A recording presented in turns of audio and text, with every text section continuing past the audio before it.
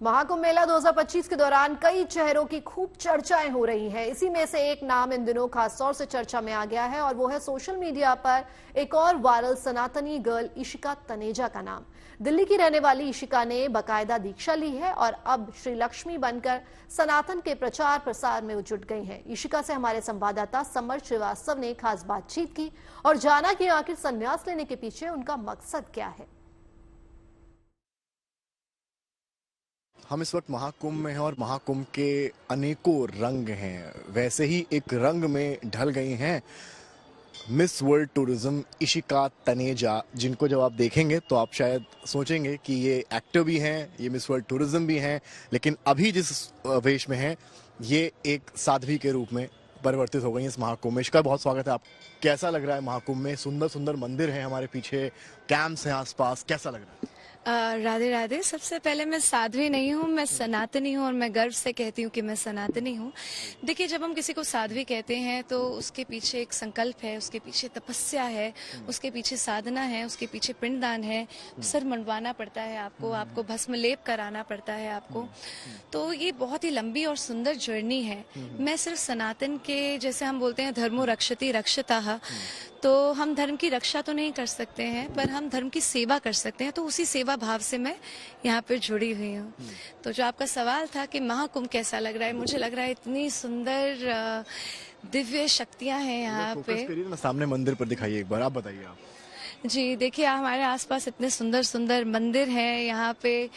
जब हम यहाँ पे आते हैं तो जब हम देखते हैं कि संगम है यहाँ पे, गंगा का संगम है यहाँ पे, सरस्वती जी हैं यहाँ पे। बोलते हैं कि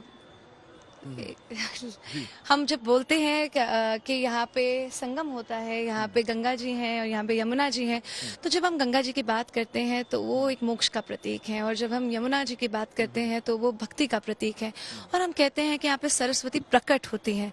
तो वो यही है कि जब आप यहाँ पे आते एक आत्म मंथन करते हैं तो वो जो ज्ञान आपको मिलता है तो वो ही आपके लाइफ का सरस्वती है। क्या ज्ञान मिला आपको यहाँ? मुझे जो सबसे ज्यादा जो मुझे ज्ञान मिल रहा है, एक तो सबसे पहली बात तो मेरे लिए सबसे सौभाग्य की बात है, लोगों को लगता है Guinness book of world record holder हूँ या एक्टर हूँ, जैसे आपने बोला मिस वर्ल्ड टूरिज्म और ये सब, पर मुझे लगता है मेरी लाइफ की सबसे बड़ी अचीवमेंट है कि मुझे गुरु मंत्र दीक्षा मिली है और वो भी शंकराचार्य जी से, सदानंद सरस्वती महाराज जी से, द्वारका पीठ वाले जी। क्योंकि आपकी लाइफ में ना प्रॉब्लम्स हमेशा आती रहती है, लेकिन जब आपकी लाइफ में एक गुरु होते हैं तो हर प्रॉब्लम इतनी आसानी से चुटकियों में सॉल्व हो जाती है। आपको एक दिशा मिलती है, आपको उसका सही सोल्यूशन मिलता है, जो बहुत ही ज़्यादा इम्पोर्टेंट है। आपने बॉलीवुड का भी जिक्र किया, आपने बॉलीवुड में काम किया है, किस किस फिल्म में काम किया है और क्या कहेंगी बॉलीवुड को लेकर? क्योंकि बॉलीवुड से सीधे आप यहाँ पर आ गए। देखिए, मेरी जो जर्नी थी वो बहुत ही बहुत ही फ्लोटिंग जर्नी मैं कहूँगी उसको। जैसे गिनीज बनाया, गिनीज के बाद राष्ट्रपति का ऑनर मिला क्योंकि मैंने निर्भया को डेडिकेट करा था अपना अवार्ड और रेप विक्टिम्स और एसिड अटैक सर्वाइवर्स के लिए काम करने लग गए थे। तो 100 वुमेन अचीवर्स का अवार्ड मिला था रिपब्लिक डे पे।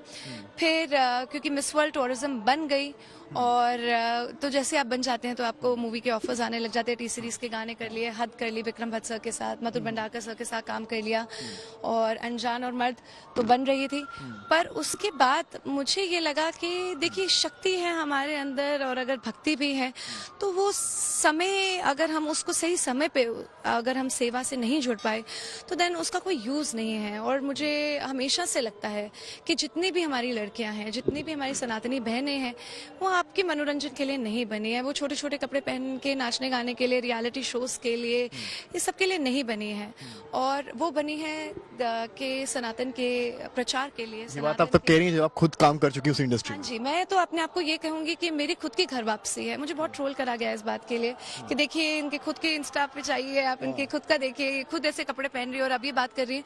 मुझे लगता है देर आए दुरुस्त आए, पर मुझे लगता है कि ये मेरी खुद की घर वापसी है। कुछ लोग ये भी तो कहेंगे ना कि महाकुंभ चल रहा है तो अभी पॉपुलैरिटी के लिए आप आ गई हैं और महाकुंभ खत्म होगा तो वापस आप उसी जोन में चली जाएंगी। जी, मेरी जर्नी महाकुंभ से पहले शुरू हुई थी। मेरी जर्नी शुरू हुई थी देवकीनंदन जी के जो सनातन धर्म संसद हुआ था उसमें भी मैं थी। उससे पहले इस्कॉन से भी मैं जुड़ी हुई थी, वहाँ पे भी मैं 6 साल तक काम कर चुकी हूँ। और रही बात स्पिरिचुअलिटी की, अगर मैं बात करूँ तो मैं विपश्यना से भी जुड़ी हुई हूँ।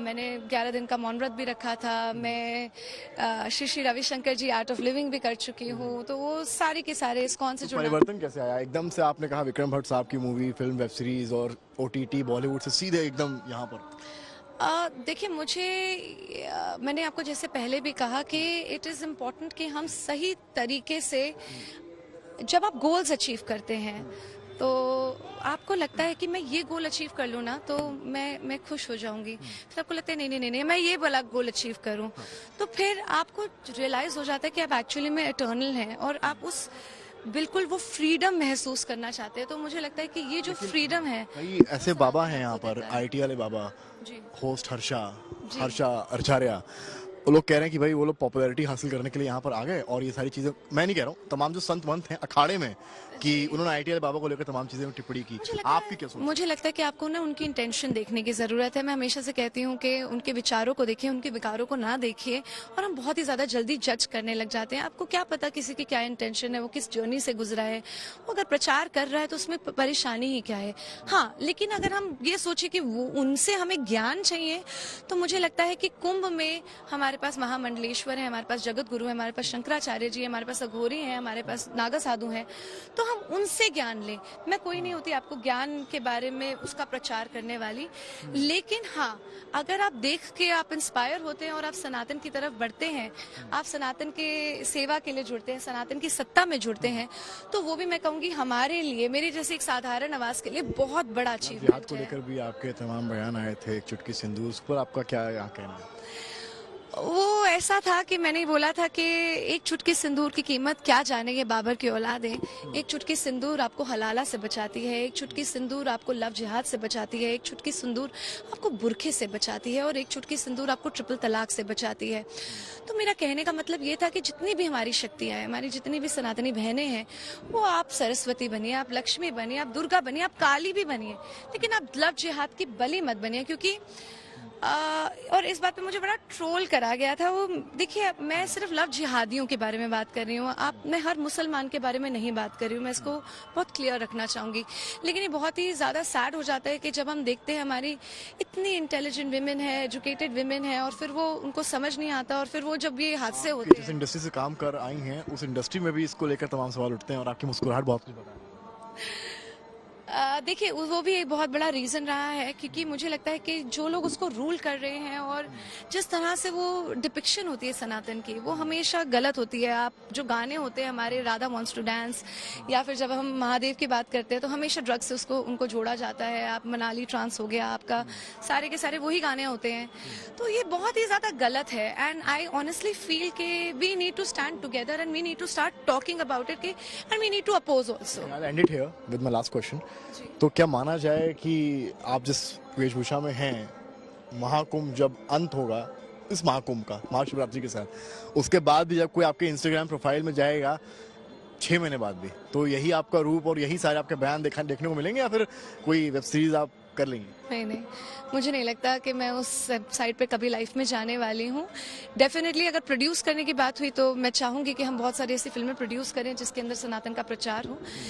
लेकिन मेरी ये जर्नी फिक्स हो चुकी है और मुझे ये लगता है कि भगवा जो मैंने धारण, जो ये स्टिच्ड भगवा, हाँ, नॉट साध्वी वाला भगवा, वो करा है। मुझे लगता है कि आप जब तक उसको एक फैशनेबल तरीके से आप उसका प्रचार नहीं करेंगे, आप उसको धारण नहीं करेंगे, तब तक जितने भी यूथ है उनको लगेगा वो उससे ना दूर भाग। सनातन में फैशन की क्या आवश्यकता है, ये भी तो संत मंत कह रहे हैं। बहुत बहुत सुंदर बात है ये। देखिए, फैशन वैसे वाला फैशन नहीं है, पर एक मुझे लगता है एक प्राइड के साथ आप देखते हैं साउथ में लोग लुंगी धोती पहन के जाते हैं, रोज तिलक लगाते हैं।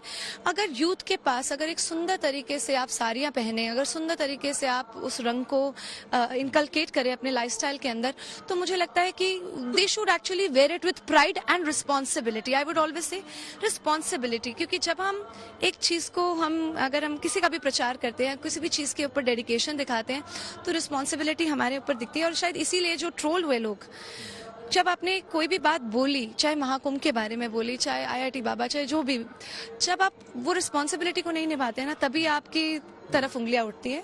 और मुझे लगता है कि सनातन को फैशनेबल भी होना चाहिए, बहुत ज्यादा प्रो भी होना चाहिए, सनातन को सत्ता में भी होना चाहिए और सनातन के भाव और सेवा से भी आपको सनातन को सत्ता में भी होना चाहिए, तो मतलब you have got some political ambitions? नहीं, मेरे पॉलिटिकल एम्बिशंस नहीं है। मुझे ये लगता है कि जितनी भी हमारी सनातनी बहनें हैं, specially I would actually call out for 1 lakh women जो आगे आके बात करें और आगे आके हर एक पोजीशंस ले, हर क्षेत्र में ले। आपको पोजीशन मिलती है तो आप लेंगी?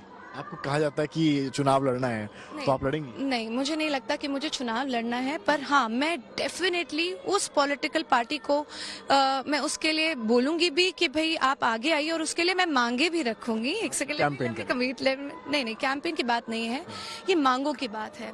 कि देखिए, जब तक हम अपनी मांगे नहीं रखेंगे तब तक पॉलिटिशियंस हमारी मांगे सुनेंगे कैसे? अगर हम एकता दिखाएंगे कि हमें ये चाहिए, अगर हमें सनातन बोर्ड चाहिए, अगर हमारे को चाहिए कि हमारे मठ मंदिरों के लिए ऐसे हो, हम चाहते हैं कि राइट टू एजुकेशन एक्ट में चेंजेस आए, हम चाहते हैं प्लेसेस ऑफ वर्शिप एक्ट में चेंजेस आए, सब एकता के साथ अगर बोलेंगे तो पॉलिटिशियन कोई भी हो, आज वो बिजली फ्री दे रहा है, उसको ये लगेगा नहीं नहीं नहीं नहीं, हम इस चीज को चेंज बदलाव लाके दें, तो वो कोई भी हो। मैं प्रो पार्टी नहीं हूँ, मैं प्रो धर्म हूँ, प्रो सनातन हूँ।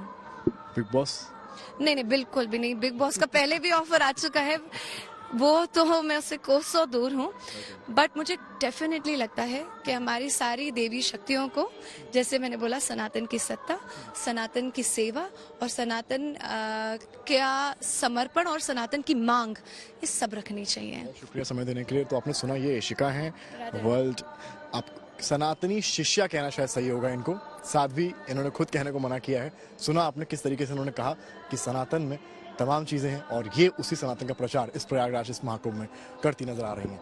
कैमरामैन रोहित के साथ समर्थ श्रीवास्तव, प्रयागराज।